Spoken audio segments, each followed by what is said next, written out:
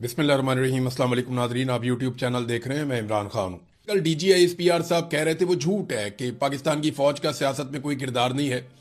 पाकिस्तान के सबसे मकबूल सियासी लीडर को इस वक्त जो नाकर्दा जराइम की सजा दी जा रही है वो पाकिस्तान के फौजी जर्नैल आसिम मुनीर साहब और उनके चंद साथी मिलकर दे रहे हैं। इसमें सियासतदान कभी भी इस लेवल तक नहीं जाते। सियासतदान मामला फहम होते हैं, वो जानते हैं कि जितना जुल्म हम करेंगे कल को हमें भी ऐसे ही जुल्म की चक्की में पिसना पड़ेगा। बहरहाल ये इमरान खान साहब का मामला है, मुलाकातें उनकी बंद की हुई हैं। बार बार उनके वकला अदालत को बताते हैं कि जनाब इस्लामाबाद हाई कोर्ट के एक लार्जर बेंच के फैसले के बावजूद लगभग 6-8 महीने हो गए हैं इमरान खान साहब से कोई मुलाकात नहीं करवाई जा रही। बल्कि जो तौहीन अदालत की उन्होंने दरखास्त दायर की कि अदालती फैसले पर अहकामात पर अमल नहीं कर रहा सुप्रिंटेंडेंट ऑफ अडयाला जेल, इसके ऊपर भी समाअत नहीं हो रही। तौहीन अदालत की दरखास्त भी नहीं सुनी जा रही। तो यहां तक तो सूरत हाल पहुंची हुई है। तो निजाम किस तरीके से किसी को दीवार से लगाता है। देखें, रिजवी बरादरान की तरह आप उनसे इख्तलाफ कर सकते हैं, मुझे उनके तर्ज सियासत से बड़ा इख्तलाफ है। वो जिस तरीके से अपने मुखालफीन के साथ गालम गलोच करते हैं, मुझे उससे इख्तलाफ है। लेकिन इसके बावजूद उनके खिलाफ जो भी कार्रवाई होनी चाहिए वो कानून के मुताबिक होनी चाहिए। यह नहीं हो सकता कि आप एक मजमे के ऊपर गोली चलाएं और एक तरफा फायरिंग करके बहुत सारे लोगों को जाँ बहक कर दें, शहीद कर दें, और वहां से आप लाशें तक उठाकर ले जाएं और लाशें आप इस शर्त के ऊपर दें लोगों को कि आप नमाज जनाजा खामोशी से पढ़ेंगे और आप मुकदमा दर्ज नहीं करवाएंगे हुकूमत के ऊपर, और सारा मुद्दा आप दबा दें। और उसके बाद जो दो वहां पे भाई हैं खादम रिजवी के दोनों बेटे साद रिजवी और अनस रिजवी, उन दोनों को गायब कर दिया जाए। लगभग 7 महीने हो गए हैं।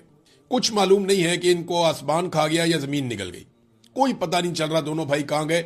और मैं आपको पहले दिन से एक बात बता रहा हूं कि ये इंटेलिजेंस एजेंसियों की जबरी हिरासत में है।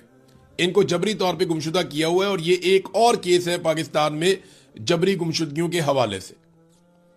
DGISPR ने जो स्टेटमेंट दिए एक दिन पहले, उन स्टेटमेंट्स की दुर्गत बन गई। पाकिस्तान तहरीक इंसाफ ने एक एक फैक्ट निकाल निकाल के जो है वो सामने रखा कि जनाब DG साहब आप तो झूठ बोल रहे हैं, सियासत में तो आपका बेहतरीन किरदार है। देखिए, सियासत में किरदार है तो पाकिस्तान यहां तक पहुंचा है ना। पाकिस्तान में आज तक सियासतदानों ने इतनी सियासत नहीं की जितनी सियासत पाकिस्तान में जर्नैलों ने की है। यानी ये सियासतदानों ने कहा कि जनरल बाजवा ने जितनी सियासत की उतनी सियासत तो हमने अपनी पूरी जिंदगी में नहीं की जितनी हमने जनरल बाजवा को 1-2 साल में करते हुए देख ली। और आसिम मुनीर साहब भी उसी नक्शे कदम पे चल रहे हैं, वो भी सियासत कर रहे हैं। तो DGISPR का जो बयान है वो गलत बयान नहीं है। वो झूठ बोल रहे हैं कि पाकिस्तान की फौज का या जर्नैलों का सियासत से कोई ताल्लुक नहीं है। उनका सियासत से गहरा ताल्लुक है और पाकिस्तान में जितनी भी सियासत हो रही है उसमें मरकजी किरदार पाकिस्तान की मिलिट्री एस्टेब्लिशमेंट ही है। देखें ना, 4 मरतबा जो मार्शल लॉ लगाया, ये कारपोरेशन वालों ने तो नहीं लगाया पाकिस्तान में, या महकमे डाक वालों ने तो नहीं लगाया, या कोई ट्रैफिक वार्डन आगे थे उन्होंने आगे मार्शल लॉ लगा दिया। पाकिस्तान में मिलिट्री जर्नैलों ने लगाया ना 4 मरतबा मार्शल लॉ, हुकूमतें गिराई, बनाई, सारा कुछ किया। ये मिलिट्री जर्नैलों ने किया, कोई महकमा तालीम ने तो नहीं किया था, या स्कूल के हेडमास्टरों ने मिलकर तो मार्शल लॉ पाकिस्तान में नहीं लगा दिया था। ये मार्शल लॉ पाकिस्तान में पाकिस्तान की फौज ने लगाया था और पाकिस्तान के जर्नैलों ने ये जो किया पाकिस्तान के साथ उन्होंने ही किया। तो लोग अब एतबार करते नहीं है और उसकी वजूहात भी है। देखिए, जिस तरह के लोगों को ये चुनकर लाए हैं वो अपनी अयाशी में लगे हुए हैं। एक बड़ी जबरदस्त बात की तैमूर झगड़ा साहब ने, उन्होंने बताया कि इंडिया IMF के प्रोग्राम में भी नहीं है। इंडिया के पास जो है वो पैसे भी पाकिस्तान से ज्यादा हैं। इंडिया एक तगड़ा मुल्क है, बड़ा मुल्क है, उनके पास वसाइल भी ज्यादा हैं, उनके सूबे बहुत अमीर हैं। लेकिन उनके अमीर तरीन सूबों में से भी किसी सूबे के गवर्नर ने, वजीर आला ने या किसी उनके हाकिम ने गल्फ स्ट्रीम जैसा अयाशी वाला महंगा जहाज नहीं लिया। जबकि पाकिस्तान IMF प्रोग्राम में भी है, फिर भी मरियम नवाज ने गल्फ स्ट्रीम का महंगा तरीन जहाज जो अयाशी वाला जहाज है वो खरीदा अपने लिए, अपनी सहूलत के लिए, अपनी फैमिली की सहूलत के लिए उन्होंने ये जहाज लिया।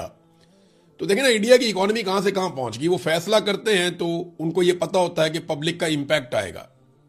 पाकिस्तान की इकोनॉमी कहां से कहां गिर गई और पाकिस्तान के हालात कहां से कहां पहुंच गए, क्योंकि हुक्मरानों को पता है कि अवाम से वोट लेकर तो हमने आना नहीं है।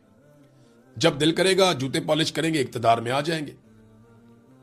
झूठे वादे कर करके इन्होंने लोगों को बेवकूफ बनाया। 300 यूनिट तक इन्होंने पाकिस्तानियों को बिजली मुफ्त देनी थी। ये वादे मैंने आपको निकालकर सुनाए हैं, एक मर्तबा नहीं कई मर्तबा निकालकर सुनाए हैं कि 300 यूनिट तक बिजली मुफ्त फराहम करनी थी पाकिस्तानियों को। PMLN ने, पीपल्स पार्टी ने और इस्तेकाम पार्टी, इन्होंने वादे किए हुए थे कौम के साथ कि 300 यूनिट तक जो बिजली इस्तेमाल करेगा उसको बिल ही नहीं आया करेगा, फारिग। अब जो 300 यूनिट तक की बिजली है उसको इतना महंगा कर दिया कि 5-5, 6-6 गुना लोगों को बिल आ रहे हैं। बल्कि जो थोड़ी बहुत सब्सिडी बीच में रह गई थी IMF के ऑर्डर के ऊपर, वो सब्सिडी भी अब ये खत्म कर रहे हैं। ये इन्होंने पाकिस्तानियों के साथ किया कि जो बिजली मुफ्त देनी थी उसके ऊपर इजाफी ना सिर्फ टैक्सेस लगा दिए, बल्कि उसके ऊपर जो थोड़ी बहुत बचत थी, जो थोड़ी बहुत सब्सिडी थी, वो भी खत्म कर दी गई है। नाजरीन, पाक फौज और अवाम के बीच में जो एक खलीज पैदा हुई, ये जर्नैलों की सियासत की वजह से हुई। ऐसा नहीं है कि पाकिस्तानी लोग किसी सियासतदान की वजह से या किसी स्टेटमेंट की वजह से या किसी एक शख्स के नजरिए की वजह से पाकिस्तान की फौज से दूर हो गए, या एक जो खलीज पैदा हुई वो इस वजह से हुई। नहीं, ये नहीं है। वजह यह है कि जर्नैलों ने ऐसी घटिया सियासत की पाकिस्तान में जिसकी वजह से अवाम फौज जैसे इदारे से दूर हो गई। हालांकि ये कुर्बानी भी देते हैं, जाने कुर्बान करते हैं, सरहदों की हिफाजत भी करते हैं, लेकिन इसके बावजूद लोग इनसे दूर हो गए और वो चीजें खुल गई जो माजी में कभी नहीं खुली थी कि इनके बेशुमार कारोबार हैं, बहुत सारी और चीजें हैं, अपने मफादात हैं, ये चीजें कभी नहीं खुली थी। मिसाल के तौर पर ये वजीराबाद में ये अहमद मुबक साहब ने एक वीडियो शेयर की है। ये वीडियो देखें आप, इसमें सारी कहानी है। वजीराबाद के अंदर मार्का हक के बाद जो है वो एक अजीमुशान रैली निकाली गई और इसमें पाक फौज के साथ इजहार यकजहती किया गया। इसमें लिखा हुआ है, मार्का हक ने 1 साल मुकम्मल होने पर पाक फौज के साथ इजहार यकजहती। एक तरफ मरियम नवाज का फोटो है, एक तरफ फील्ड मार्शल आसिम मुनीर का फोटो है। तो 5 बंदे यहां पे सिविलियन हैं और 5-6 बंदे जो है वो यहां पे, टोटल 10 के करीब बंदे, बाकी जो है वो सुथरा पंजाब के वर्कर्स हैं। तो थोड़े से सुथरा पंजाब के वर्कर्स हैं और थोड़े से सिविलियंस हैं। ये 10 लोग रैली निकाल रहे हैं पाक फौज से इजहार यकजहती के लिए, उस मुल्क में जहां पे 25 करोड़ लोग रहते हैं। देखिए, ये फौज के साथ क्या हुआ? क्या फौजियों ने कुर्बानी देना बंद कर दी? क्या फौजियों ने अपनी ट्रेनिंग बंद कर दी? क्या इंडिया हमला करेगा तो फौज नहीं लड़ेगी? क्या कोई और हमला करेगा तो फौज जवाब? सारा कुछ तो वैसे ही है। असल में जर्नैलों ने जो कुछ पाकिस्तान की अवाम के साथ कर दिया, उसकी वजह से जर्नैल जिस इदारे से ताल्लुक रखते थे उस इदारे से अवाम मुतनफर हो गई और दूर हो गई। ये पाकिस्तान की फौज को सोचना पड़ेगा कि फायदा ले जाते हैं चंद जर्नैल, वो अपने घर भर लेते हैं, वो अपने फायदे ले लेते हैं, वो अपने मफादात कमा लेते हैं, वो एक्सटेंशनें ले लेते हैं, वो इस्तिस्ना ले लेते हैं, उनकी मौजें लग जाती हैं, वो पूरी दुनिया में ताल्लुकात बना लेते हैं, उन्हें गिफ्ट भी मिलते हैं। लेकिन बतौर इदारा फौज को क्या मिलता है? ये तो फौज को सोचना पड़ेगा कि जब तक वो सियासत में मुदाखलत करते रहेंगे वो गैर मकबूल होते रहेंगे, अवाम उनसे दूर होती चली जाएगी, जैसा कि ये आप देख रहे हैं। एक और मिसाल आपको मैं देता हूं। ये ISPR ने नगमा जारी किया इसे 6 दिन पहले। मुझे अच्छी तरह याद है, ISPR का नगमा आता था ना तो 24 घंटे के अंदर 2-3 मिलियन लोग उसको देख लेते थे। यानी 50, 60, 70 लाख लोगों का देखना मसला ही कोई नहीं होता था। अब ये 6 दिन से नगमा लगा हुआ है ISPR का सोशल मीडिया पे और ये को 50,000 लोगों ने देखा है। 6 दिन हो गए इस नगमे को लगे हुए ISPR के अपने ऑफिशियल चैनल के ऊपर। आप अंदाजा करें कि इसके जो ऑफिशियल चैनल है 6.5 मिलियन इसके सब्सक्राइबर्स हैं, 6.5 मिलियन, और 1 लाख लोगों ने भी इस नगमे को नहीं सुना, इसको नहीं देखा। हालांकि इनको तो फायरवॉल भी नहीं लगता, हमें तो चलो पाकिस्तान में फायरवॉल लग जाता है। मोबाइल फोन कंपनियों को इन्होंने कहा हुआ है कि रोको इनकी वीडियोस को, मुख्तलिफ तरीके इन्होंने बनाए हुए हैं, हमारी वीडियोस को रोकते हैं, रिस्ट्रिक्शन लगाते हैं, कोई बात नहीं। लेकिन ISPR की वीडियोस को तो कोई नहीं रोकता ना। तो 50,000 तक ये सोचना पड़ेगा पाकिस्तान की फौज को कि लोगों को पाकिस्तान की फौज से दूर करने के लिए जिम्मेदार कौन है? पाकिस्तानी तो इसके लिए जिम्मेदार नहीं है, पाकिस्तानी तो सीधे सीधे लोग हैं। ये वो जर्नैल जिम्मेदार हैं जिन्होंने इदारे को इस्तेमाल किया है। बहरहाल सोचेंगे जितनी जल्दी उतना अच्छा है। इमरान खान साहब के दो केसेस जिनके अंदर वो जेल के अंदर बंद है, उन दोनों केसेस की अपीलें आज इस्लामाबाद हाई कोर्ट में लगने जा रही हैं। ये बहुत इंपॉर्टेंट है। बड़े लंबे अरसे से, यानी साल से ज्यादा हो गया, इमरान खान साहब और उनके वकला कोशिश कर रहे हैं कि इमरान खान साहब के केसेस इस्लामाबाद हाई कोर्ट में लगें। इमरान खान साहब के वकील सलमान सफदर साहब कई मरतबा ये कह चुके हैं कि ये केसेस बिल्कुल ठहरने के काबिल ही नहीं है, और अगर सुप्रीम कोर्ट या हाई कोर्ट में किसी भी जगह पे ये केसेस जाते हैं तो ये उड़ जाएंगे। इमरान खान साहब इन केसेस में रिहाई पा लेंगे। अब ये दोनों केसेस लग गए हैं और एक ही दिन लग गए हैं। और इससे पहले मैं आपको ये बताऊं कि 2 दिन पहले इमरान खान साहब की 9 केसेस में जमानतें मंजूर हुई हैं। 7 या 8 केसेस थे, गालिबन एक बुशरा बीबी का भी था। तो इमरान खान साहब के एक और अदालत से, जो लोअर कोर्ट है, वहां पे 9 मुख्तलिफ केसेस के अंदर या 8 मुख्तलिफ केसेस के अंदर जमानतें मंजूर हुई हैं, जिसमें 9 मई का भी था, उसके अंदर केस था आज़ादी मार्च वाला भी, उसके अंदर दीगर कुछ और केसेस थे। तो डिफरेंट टाइम के हवाले से इमरान खान साहब के, और जाली रसीदें बनाने का एक केस था। तो ये सारे केसेस में इमरान खान साहब की और बुशरा बीबी की पहले जमानतें हो चुकी हैं। अब इमरान खान साहब और बुशरा बीबी के 2 केसेस, जिनमें एक केस, ये अलग अलग अदालतें हैं, एक केस सुबह 9 बजे अभी लगा हुआ है जस्टिस खादम हुसैन सोमरू साहब के सामने, तोशा खाना वाले केस की अपील, और इसी केस में इमरान खान साहब गिरफ्तार हैं। और दूसरा केस जिसमें वो गिरफ्तार हैं या कैद काट रहे हैं, वो अलकादर केस की अपील है।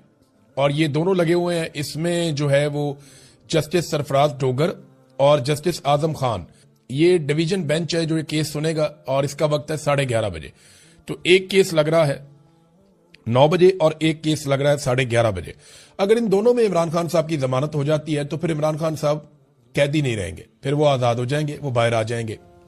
और क्या इनकी जमानत हो जाएगी, अभी हम कुछ कह नहीं सकते, क्योंकि ये जजेस कंट्रोल होते हैं कहीं और से। अगर मैं इंसाफ और कानून की बात करूं तो इमरान खान साहब की आज ही जमानतें हो जानी चाहिए।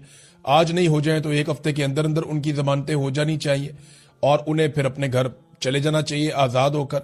फिर वो अपना इलाज करवाएं, अपनी पॉलिटिक्स करें। लेकिन यहां जो दिखाई दे रहा है कि आप कुछ प्रिडिक्ट नहीं कर सकते, क्योंकि अदालतें कंट्रोल में हैं एजेंसियों के, और एजेंसियां जो फैसला करेंगी उसके मुताबिक ही चीजें होती हैं पाकिस्तान में। अगर इंसाफ और कानून के मुताबिक हो तो ये केस लगते ही बहुत पहले इमरान खान साहब रिहा हो जाते। अब उम्मीद तो ये की जा रही है कि किसी दिन पाकिस्तान की एस्टेब्लिशमेंट को होश आए और वो ये गंद मारना बंद कर दे और जजों के ऊपर दबाव डालना बंद कर दे, तो फिर मेरिट के ऊपर इमरान खान साहब की रिहाई हो सकती है। और अगर इन 2 केसेस में इमरान खान साहब की फर्ज करें आप जमानत हो जाती है या उन्हें रिहा कर दिया जाता है, तो फिर किसी और केस में इमरान खान साहब को अंदर रखा जा सकता है। तो ये तो डिपेंड करता है पाकिस्तान की मिलिट्री एस्टेब्लिशमेंट पे, वो कितना दबाव महसूस कर रही है। देखिए 3 तरह के दबाव है एस्टेब्लिशमेंट पे। एक बात तो मैं आपको क्लियर कर दूं, जिस वक्त इमरान खान साहब की ये आंख का मसला उठा था ना, तो उस वक्त पाकिस्तान की मिलिट्री एस्टेब्लिशमेंट में बहुत खौफ फैल गया था। वो बहुत परेशान थे और बहुत सारी जगहों पे बहुत सारे अहकामात भी जारी किए गए थे। उन्हें लगता था कि पाकिस्तान अचानक बांग्लादेश बन जाएगा, लेकिन पाकिस्तान तहरीक इंसाफ के साथ जब उन्होंने राब्ता किया तो तहरीक इंसाफ को बेवकूफ बनाने में वो कामयाब हो गए। ये तो पाकिस्तान तहरीक इंसाफ के अपने लोग भी कह रहे हैं, इमरान खान साहब की फैमिली भी अब कह रही है कि इन्हें चक्कर दिया गया है। हालांकि वो शफकत अहवान साहब जो गिरफ्तार हो गए थे वो भी ये कहते हैं कि शरीफ लोग थे, बैरिस्टर गौहर और अल्लामा राजा नासिर अब्बाद वगैरह, तो इन लोगों को जो है वो चक्कर दे दिया मोहसिन नकवी वगैरह ने, और फिर टाइम बाय कर लिया। और जब उन्होंने देखा कि पाकिस्तान के अंदर ये कोई तहरीक खड़ी नहीं कर पाए और वो एक मोमेंटम जो बन सकता था एहतजाज का, वो कुछ भी नहीं हुआ पाकिस्तान में, तो उसके बाद फिर उन्होंने चीजें नॉर्मलाइज कर दी। इतनी नॉर्मलाइज कर दी कि बड़े आराम से एक दिन रात को इमरान खान साहब को अस्पताल लेकर आए, लाकर इमरान खान साहब का जो आंख का ट्रीटमेंट करवाया, उनके बाकी टेस्ट किए और वहां से लेकर चले गए। अब दबाव एक तो पब्लिक का है कि किसी वक्त भी पब्लिक अगर खड़ी हो जाती है तो एस्टेब्लिशमेंट के ऊपर एक दबाव रहेगा, और दबाव ये भी है कि अवाम में और पाकिस्तान की मिलिट्री एस्टेब्लिशमेंट में या पाकिस्तान की फौज में बतौर इदारा अवाम के साथ एक दूरी पैदा होती चली जा रही है, और वो जो एक ताल्लुक था वो कमजोर पड़ रहा है। तो एक तो ये बहुत दबाव है। दूसरा, पाकिस्तान चल ही नहीं रहा, इस बात का बड़ा दबाव है। फिर बाहर से भी पाकिस्तान पे लगातार दबाव आ रहा है। यहाँ बरतानिया के अंदर 5-6 जो अराकीन है उनके पार्लिमान के अंदर उनकी ये मसला उठाया गया, और वहां हाउस के अंदर इसके ऊपर तकारीर हुई, बाकायदा उनके मिनिस्टर ने बात की, बाकी लोगों ने बात की, और उन्होंने कहा पाकिस्तान के अंदर ह्यूमन राइट्स की वायलेशंस हो रही हैं, पाकिस्तान के ऊपर पाबंदियां लगाई जाएं, बल्कि जर्नैलों के ऊपर पाबंदियों का भी तस्करा किया गया। यह भी कहा गया कि पाकिस्तान के साथ हम इसके बावजूद ट्रेड करते हैं, पाकिस्तान को बहुत सारे फायदे देते हैं, तो ह्यूमन राइट्स की जो वायलेशन हो रही है, इसके बाद इन सारी चीजों पर नुक्ताचीनी की गई और पाकिस्तान पर बहुत तनकीद की गई। और वहां पर यह मामला अभी खत्म नहीं हुआ, यह भी आगे चलेगा, आप देखते रहेंगे। बरतानिया से आवाज उठ रही है, यूरोपीय यूनियन से आवाज उठ रही है, अमेरिका के अंदर आवाजें उठ रही हैं, लेकिन जब तक डोनाल्ड ट्रंप आसिम मुनीर के साथ खड़े हैं, जब तक डोनाल्ड ट्रंप को आसिम मुनीर से काम है, और तब तक आसिम मुनीर साहब के लिए प्रॉब्लम नहीं होगा। लेकिन जैसे ही डोनाल्ड ट्रंप जो है टिश्यू पेपर की तरह इस्तेमाल करेंगे, तो उसके बाद मेरी बात याद रखिएगा कि यूरोपीय यूनियन हो, चाहे बरतानिया हो, चाहे अमेरिका हो, इंसानी हकूक की आलमी तंजीमें हो, ये सारे भरे बैठे हैं जो कुछ पाकिस्तान के अंदर किया गया है। उसके बाद बड़ा सख्त रद्द-ए-अमल इनके ऊपर आएगा। बहरहाल इमरान खान साहब फिलहाल तो गिरफ्तार हैं और ये एक अच्छी खबर है, उनके केसेस लग गए। देखते हैं इन केसेस के अंदर क्या होता है। इमरान खान को कत्ल करने की जितनी कोशिशें की गई, उन पे मुराद सईद ने एक तफसीली बयान जारी किया है और ये बड़ी अजीब चीजें जो उन्होंने बताया। तशवीशनाक सूरत हाल उन्होंने कहा जी जन्म ले रही है और इमरान खान साहब इस वक्त रियासत की तहवील में है, जहां मुसलसल उनकी जिंदगी से खेला जा रहा है। आखिर किस चीज को छुपाया जा रहा है? उनका कंट्रोल्ड चेकअप किया जाता है, कंट्रोल्ड इंफॉर्मेशन दी जाती है, कंट्रोल्ड मीडिया है, जिससे जिंदगी को खतरा है, जिनकी वजह से वो इस नहज पर पहुंचे हैं, उन्हीं की बात पर यकीन कैसे किया जा सकता है? उन्होंने कहा जी इससे कबल इमरान खान पर वजीराबाद में कातलाना हमला करवाया गया, इनको गोलियां लगी, अल्लाह ने उनकी जिंदगी की हिफाजत की, लेकिन उस वक्त भी बयानिया बनाए गए। लम्हों में ISI ने मीडिया को वीडियो बयानात भिजवाना शुरू कर दिए फटाफट। वो याद है आपको, थाने के अंदर से वीडियो आना शुरू हो गई थी। मैं उस वक्त वजीर आला पंजाब को देख रहा था, परवेज इलाही उस वक्त वजीर आला पंजाब थे और IG भी वहां पे मौजूद थे और उनके पास सवाल का जवाब नहीं था कि ये वीडियो ISI कैसे जारी करवा रही है। यानी पूरा निजाम उन्होंने कंट्रोल किया हुआ था। फिर फौजी क़यादत के कहने पर ISI ने एक अफगान को इमरान खान साहब को मारने का टास्क दिया था। जब मैंने प्रेस कॉन्फ्रेंस में इस साजिश का पर्दाफाश किया तो ISI ने इस्लामाबाद के सेक्टर ने प्रेस क्लब में एक अफगानी की प्रेस कॉन्फ्रेंस रखवा दी और शाम को प्राइम टाइम TV चैनल पे प्रोग्राम में बयानिया के लिए भी भिजवा दिया। मैंने किसी का नाम तो नहीं लिया था, मगर ये जानते थे कि मैं किसका जिक्र कर रहा हूं। इस तरह वो बंदा भी सामने आ गया। फिर स्वाबी में हेलीकॉप्टर गिराने का प्लान भी एक्सपोज हो गया, जिसके लिए डबल एजेंट हायर किया गया था, जो बाद में मारा गया। उसके बाद हेलीकॉप्टर में गलत फ्यूल भरवा दिया गया इमरान खान साहब के, ताकि हेलीकॉप्टर गिर जाए और इमरान खान साहब उस वाकये में मारे जाएं, और रिपोर्ट आज तक उसकी सामने नहीं आ सकी। 18 मार्च को डेथ ट्रैप बिछाया गया इमरान खान को मारने के लिए।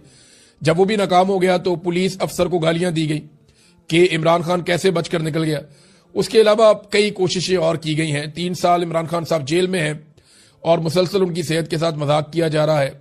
अस्करी खबरें चलवाने वाला मीडिया ये क्यों भूल जाता है कि आप पाकिस्तान के सबसे अजीम बेटे इमरान खान की जिंदगी से खेलने में हिस्सादार बन रहे हैं। फिर उन्होंने कहा जी कि हाँ, इमरान खान साहब ने जेल में आसिम ला और ज़ैनी मरीज का जिक्र किया तो आसिम मुनीर ने सबके सामने कहा कि आसिम ला है तो है। अच्छा, ये बात वैसे और भी सर्कल से मैंने सुनी है। अब बताता हूं आसिम ला और ज़ैनी मरीज क्या होता है। इसी गुस्से में D चौक में खून रेजी की गई और